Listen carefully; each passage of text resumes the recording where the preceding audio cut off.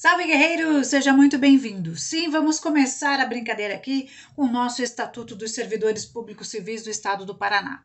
Na verdade, servidor civil hoje, contemporaneamente falando, né? Lembrem que é uma lei de 1970, portanto, óbvio, antes da nossa Constituição de 88. Aliás, Lei 6.174 de 70. Eu sei, você já deve estar se perguntando, tá, uma lei de 1970 ainda para os dias de hoje? Sim. Tem questões constitucionais e inconstitucionais? Sim. Mas saibam que, para ambiente de prova, óbvio que a banca vai se concentrar em coisas que não são passíveis de recurso. Então, as questões inconstitucionais que constam nessa lei, por favor, vocês não vão se preocupar. Combinado? Aliás, já combinamos aqui com a produção. Eu vou trazer questões sobre essa temática, até para vocês se familiarizarem como isso pode vir em comando de prova. Tudo bem?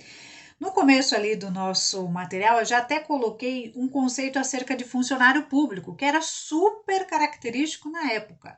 Então, gente, por isso é importante, né, vocês se localizarem cronologicamente acerca da legislação. É uma lei de 1970 e sim, era super característico tratar quem trabalhava na administração como o famoso termo funcionário público. Tudo bem?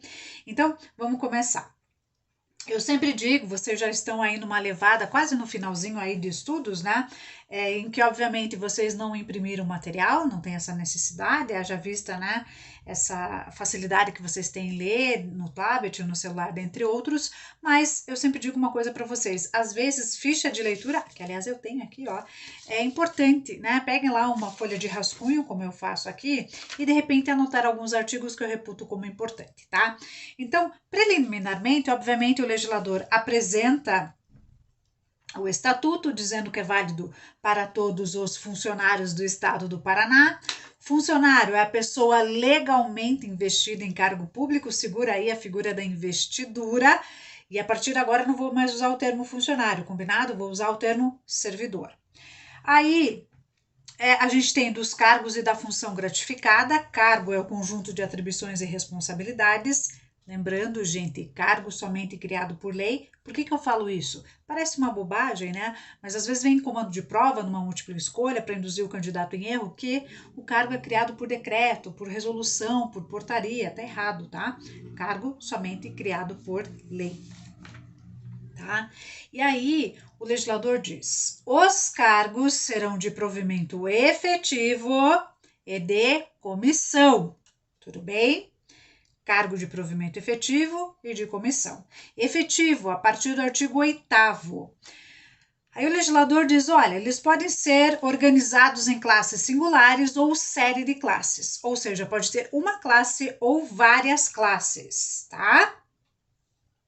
E o artigo 10, atenção, o artigo 10 traz alguns conceitos daquelas bancas, manja aquela banca que está com preguiça de elaborar a questão? E aí ele vem lá, analise as assertivas abaixo e assinale a sequência correta. E aí está o artigo 10 lá no Ctrl+C e Ctrl+V. Classe, agrupamento de cargos da mesma denominação e com iguais atribuições e responsabilidades. Então vocês são da classe auxiliar de perícia, por exemplo. Série de classes é o conjunto de classes da mesma natureza de trabalho. A gente tem auxiliar de necropsia e auxiliar de perícia. Grupo ocupacional é o conjunto de série de classes ou classes que dizem respeito às atividades profissionais correlatas ou afins. Toda a galera que trabalha dentro da polícia científica.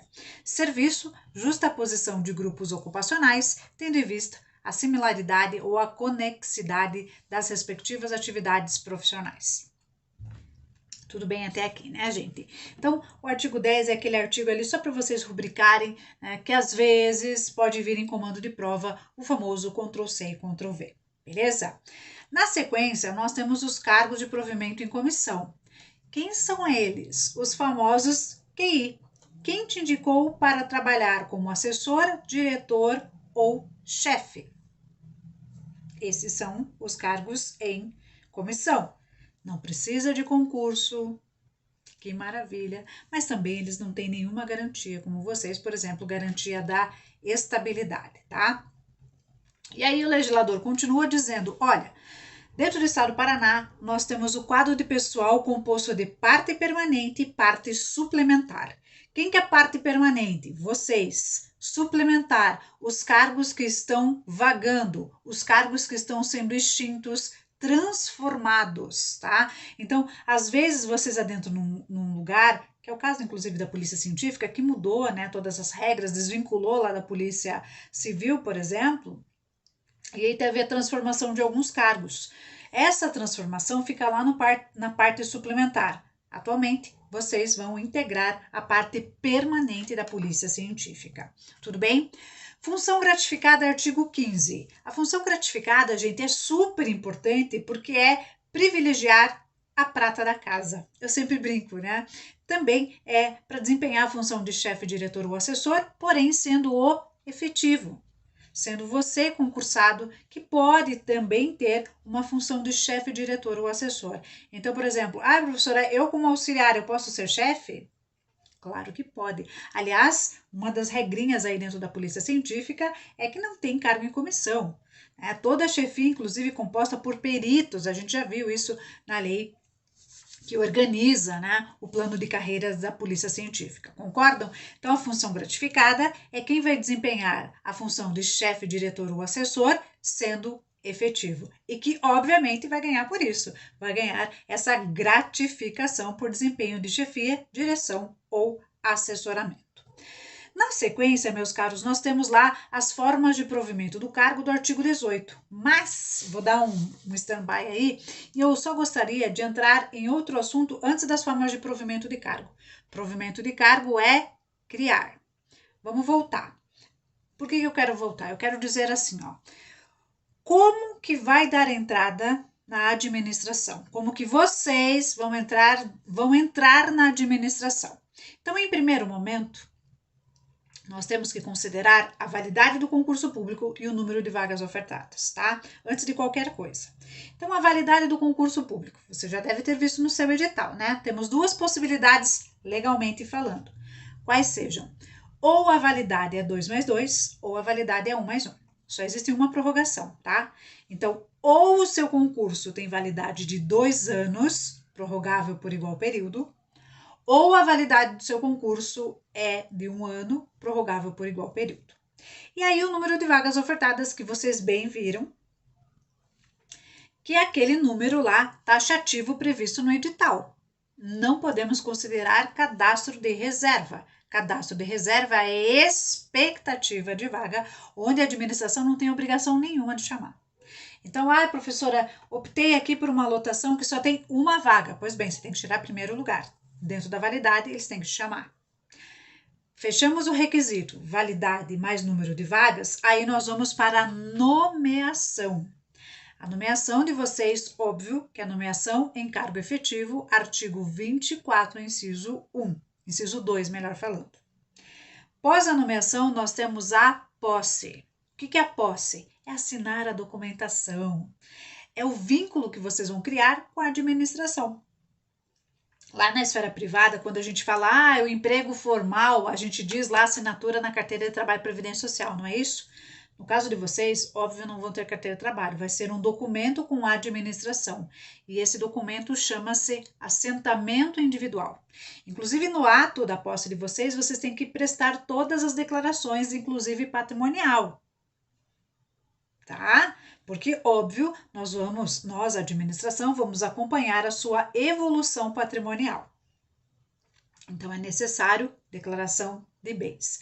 Então, a posse, bonitinhos, lá no artigo 35, é quando vocês criam um vínculo com a administração. Prazo entre a nomeação e a posse, 30 dias. Posse e exercício, mais um prazo, 30 dias. O exercício está lá no artigo 44, tá? Exercício é quando vocês começam a trabalhar efetivamente falando. E essa data é extremamente importante para vocês, por quê? Porque a partir do efetivo exercício, a gente contabiliza tudo na vida funcional de vocês. Férias, estabilidade, estágio probatório. Então, o exercício, gente, é uma data extremamente importante para qualquer servidor público. Tudo bem?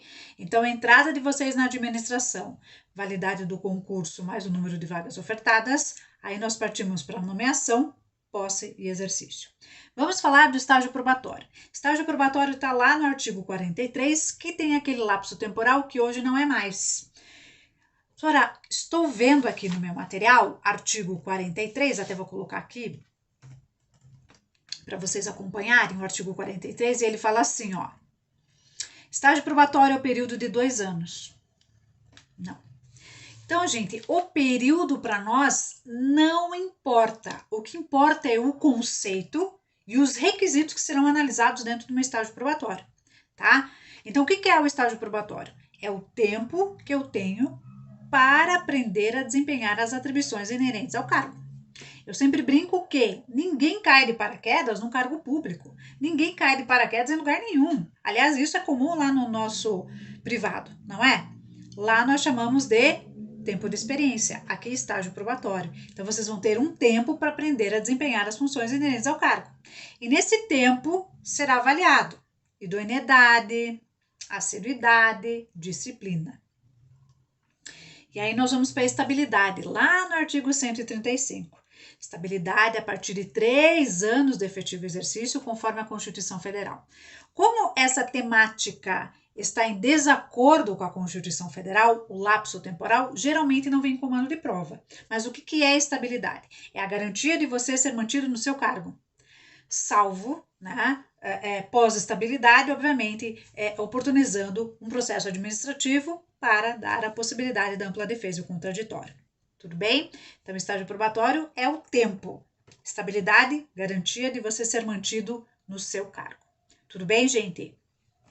Agora sim, vamos voltar um pouquinho à legislação e falar tratar das formas de provimento. Então, as formas de provimento estão elencadas ali no artigo 18, né?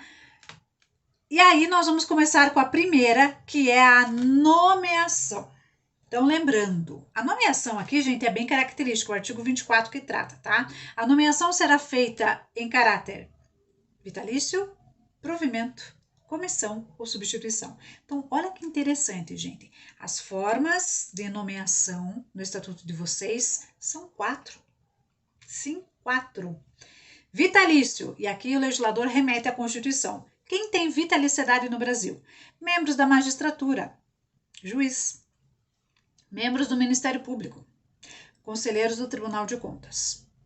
Em caráter efetivo, que é o caso de vocês, quando se tratar de nomeação na classe singular ou classe inicial de série de classes. E comissão, os famosos, quem te indicou para ser chefe, diretor ou assessor em substituição, tá? Substituição, nós vamos ver a figura da substituição. Então, primeira forma de provimento de cargo. Provimento é criar. Primeira forma de provimento, nomeação, artigo 24. No caso de vocês, nomeação em caráter efetivo, inciso 2. Próxima forma, olha só, de provimento de cargo. Vamos dar um pulo na legislação, lá na promoção, artigo 74. Então, anotem aí que a promoção, a palavra-chave vai ser classes, tá? Não vai ajudar muito, porque depois nós vamos ver que tudo funciona com classe, mas a promoção, gente, tem a ver com classes alternada por merecimento ou antiguidade, tá? Então, vamos lá para a promoção. Elevação do servidor à classe imediatamente superior àquele a que ele pertence. Então, assim, ó, imaginamos que vocês iniciaram na classe A. Quando forem para a classe B, nós estamos tratando da figura da promoção. E aqui, gente, por que é provimento? Por que é criar? Porque para eu ter a classe B, eu criei a classe B. Concordam? Então, a promoção é uma forma de provimento de cargo onde eu vou ter elevação de classe. Palavra-chave da promoção, elevação de classe. Próxima figura, acesso. Acesso, para quem é concurseiro aí de plantão, você fala, nossa, professor, acesso é inconstitucional, assim como transferência. Pois bem, é. Mas aqui no nosso estatuto, o acesso tem uma figura, eu vou ler, artigo 88. Só para vocês se familiarizarem. Tá, professora, mas se é inconstitucional, pode vir em comando de prova? Gente, as provas geralmente têm um cuidado de não trazer a literalidade. o acesso inconstitucional que vocês já devem ter estudado na Lei 8.112 de 90, por exemplo, para prestar um concurso nacional, que é o Estatuto do Servidor Público Civil Federal, é outra coisa. Eu vou ler aqui o acesso, só para vocês terem ideia o que é o acesso no nosso ordenamento, que geralmente não vem em comando de prova. Acesso é ingresso do funcionário da classe final de uma série de classes na classe inicial de outra, de formação profissional afim, porém de escalão superior pelos critérios de merecimento e antiguidade, alternadamente observada estritamente as linhas de correlação definidas em lei, atendido o requisito de habilitação profissional e interstício na classe. Nem vou entrar no mérito, tá? Acesso seria assim, ó. Você passou no concurso de nível médio, tudo bem? Você chegou na classe final dentro do seu padrão, tá? Auxiliar de perícia. Vamos imaginar que são 4 classes, só para facilitar aqui o exemplo, tá, gente? Classe A, B, C, D. Você chegou na última classe e falou, tá, não tem mais para onde, tô dentro aqui e eu tenho nível superior. E aí você sairia do auxiliar de perícia e ia para perito. Absolutamente inconstitucional, tudo bem? Por isso que acesso geralmente não é trazido em comando de prova, apesar de estar previsto na nossa legislação e não estar vetado, tudo bem?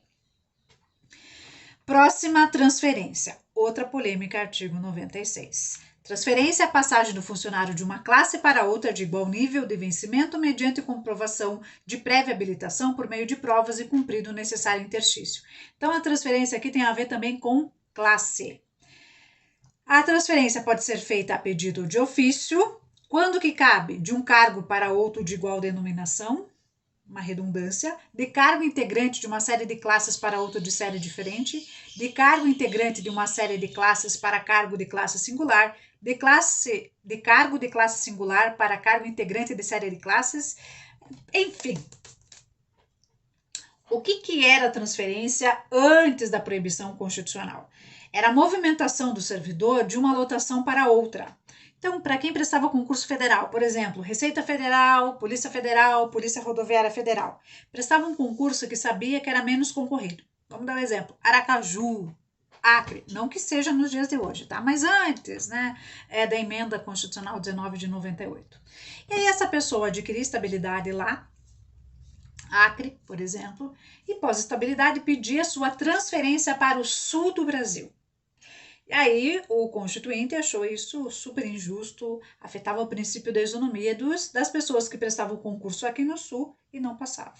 Entenderam, gente? Mas, de novo, aqui, vamos focar aqui. Tô falando porque, obviamente, vocês já passaram aí por todo o conteúdo constitucional, né? A transferência prevista aqui também fala acerca de classes.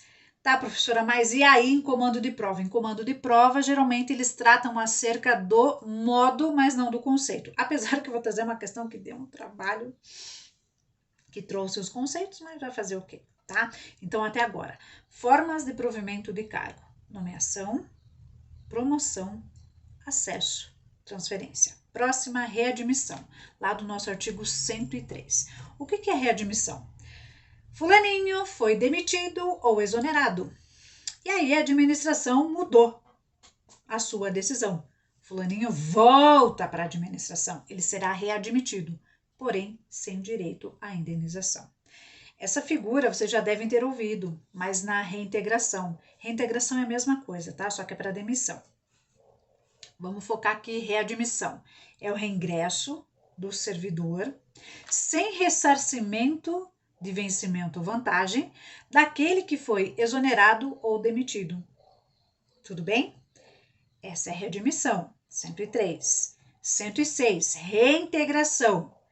A reintegração é quando a demissão foi anulada. Demissão essa, judicial ou administrativa. Porém, o tempo que o servidor ficou fora da administração, ele vai receber. Vou dar um exemplo. Imaginando que fulano foi demitido administrativamente e buscou a justiça. Falou, olha, eu quero voltar para onde eu trabalho. Eu acho que foi super injusto a minha demissão. E, gente, vamos lembrar, né? A justiça não decide de uma hora para outra, vamos combinar? E aí a justiça, depois de 7 longos anos, decidiu que você tem o direito a ter o cargo. Você volta, você vai ser reintegrado a seu cargo de origem. Só que esses 7 anos que você ficou afastado, você vai receber. E detalhe, se em esses 7 anos você teria direito à promoção, por exemplo, você vai ser promovido também. Essa é a grande diferença entre readmissão e reintegração. Readmissão, exoneração ou demissão anulada sem ressarcimento. Reintegração, demissão anulada com ressarcimento.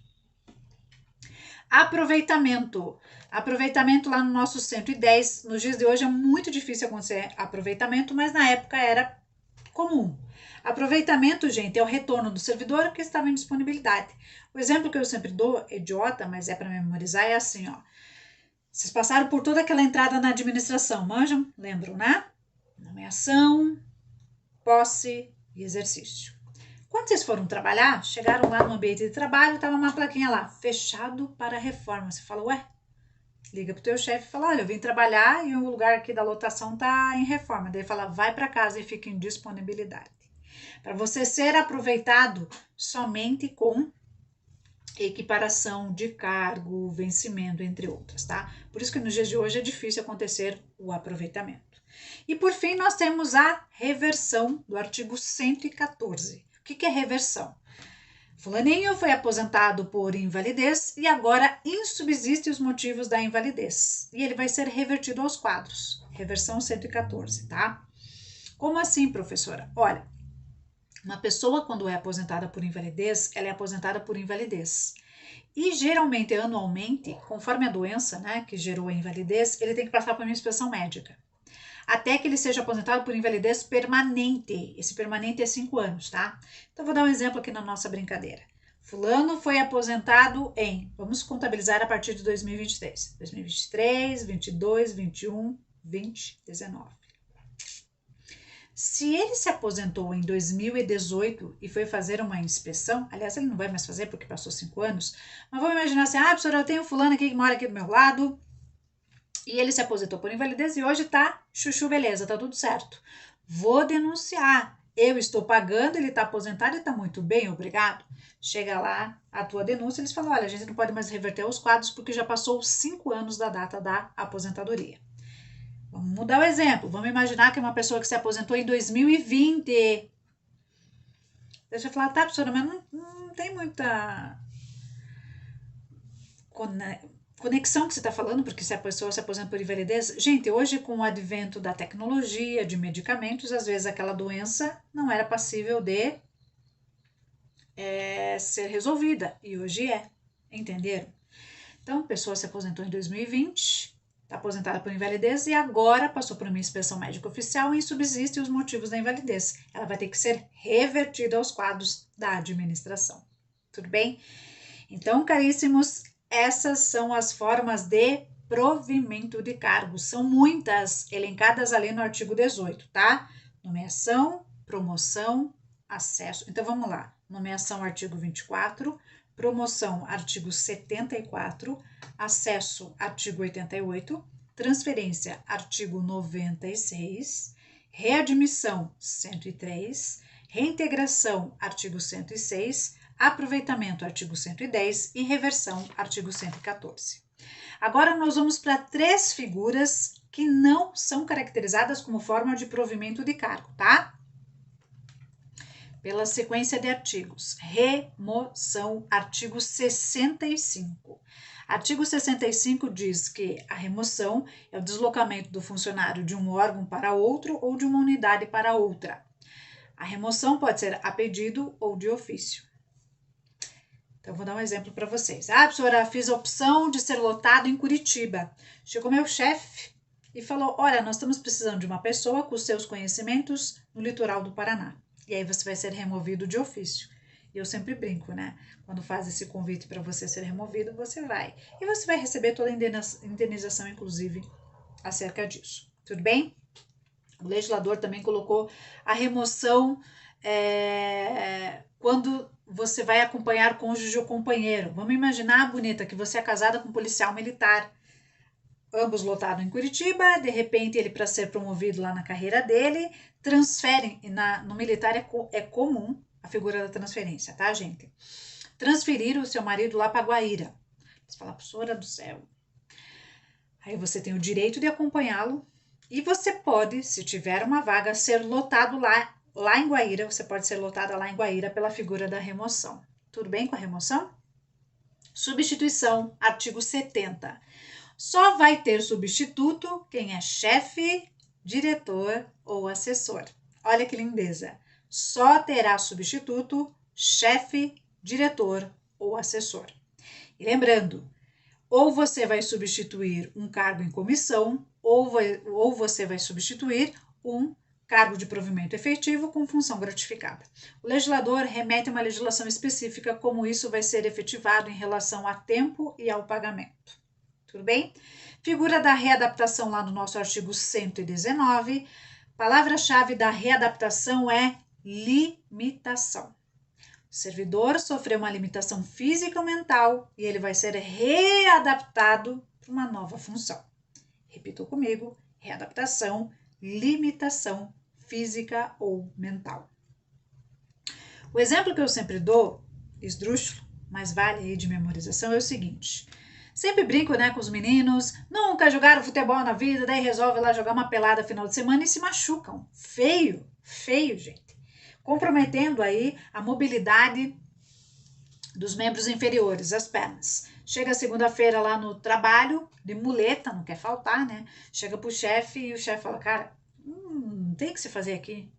Você trabalha de pé, as nossas atividades aqui acompanhando os peritos e tal, mas eu vou ver se tem condições de eu fazer, verificar se você pode desenvolver algumas atividades sentado. Tudo bem? E aí fazem lá um negócio em que você vai trabalhar o dia todo sentado.